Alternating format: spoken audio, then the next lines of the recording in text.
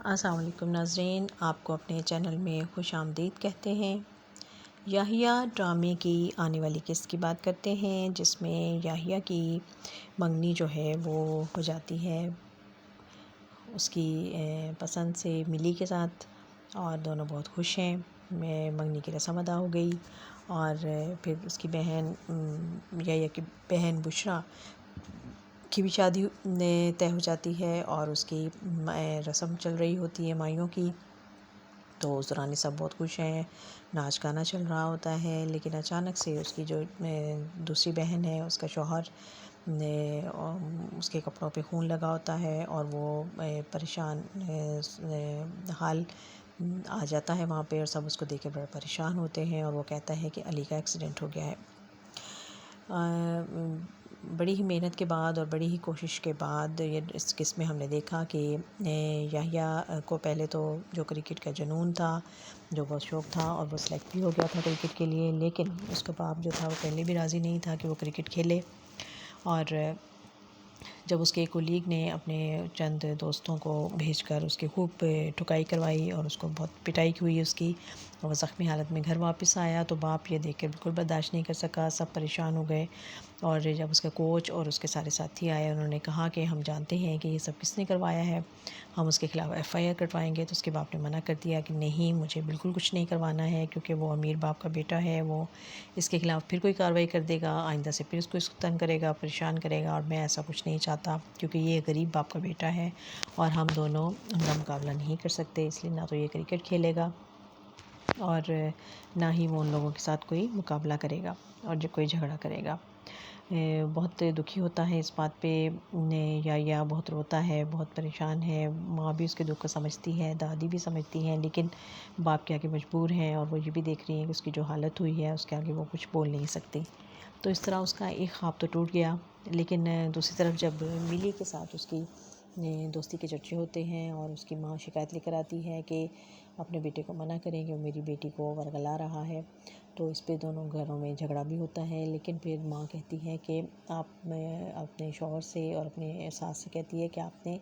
याहिया का एक तो ख्वाब तोड़ दिया है, लेकिन ये इसका दूसरा ख्वाब जो है मिली वाला, वो आप उसको करने दें, और मैं अपने बेटे की ये खुशी जो है उसको ज़रूर दूँगी। इस तरह से आस्ता आस्ता ये सारे जो मामला तय हो गए और उनकी ख्वाहिश पूरी हो गई। मिली बहुत खुश है। और मदिया इमाम ने मिली के किरदार में बहुत ही एक चुलबुली सी लड़की का और यंग लड़की का मासूमियत वाली मोहब्बत और मासूमियत वाली उसकी सारी शरारतें हैं, और बहुत खूबसूरती से अपना किरदार निभा रही हैं और बहुत सूट कर रही हैं इस किरदार में। और ये यंग कपल है खुशहाल और मदिया इमाम का, जो कि बहुत अच्छा लग रहा है, और दोनों ही बहुत अच्छे अदाकारी से अपने इस ड्रामे को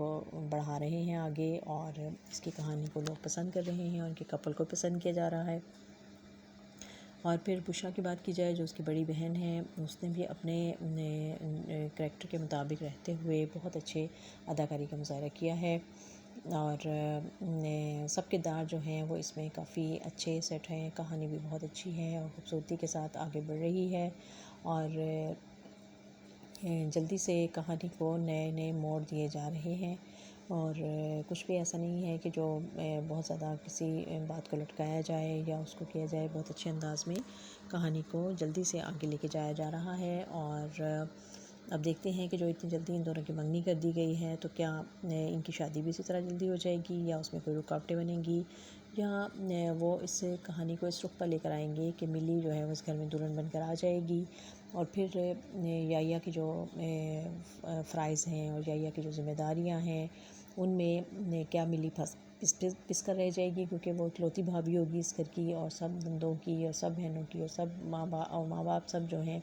सबकी ये ख्वाहिशात होंगी बहुत सारी, और बहुत सारी ज़िम्मेदारियाँ जो हैं उन दोनों पर आ जाएंगी। तो क्या वो ये सब निभाने में कामयाब होंगे या नहीं।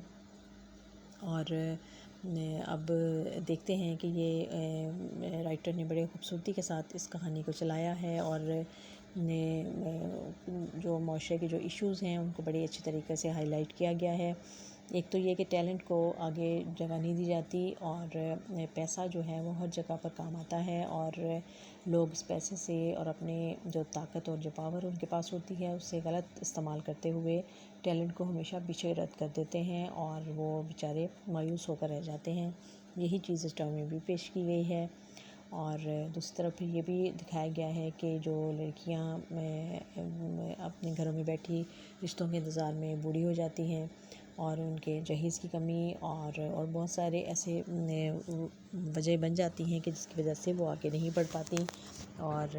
एक ये ख्वाहिश भी दिखाई गई है कि जो हमारे माशरे में बहुत ज़्यादा है कि अगर लड़कियां घर में ज़्यादा हैं और लड़के की ख्वाहिश है और लड़के की ख्वाहिश में ही लड़कियों की लाइन लग जाती है और बेटा अगर मिलता भी है तो बहुत देर से और फिर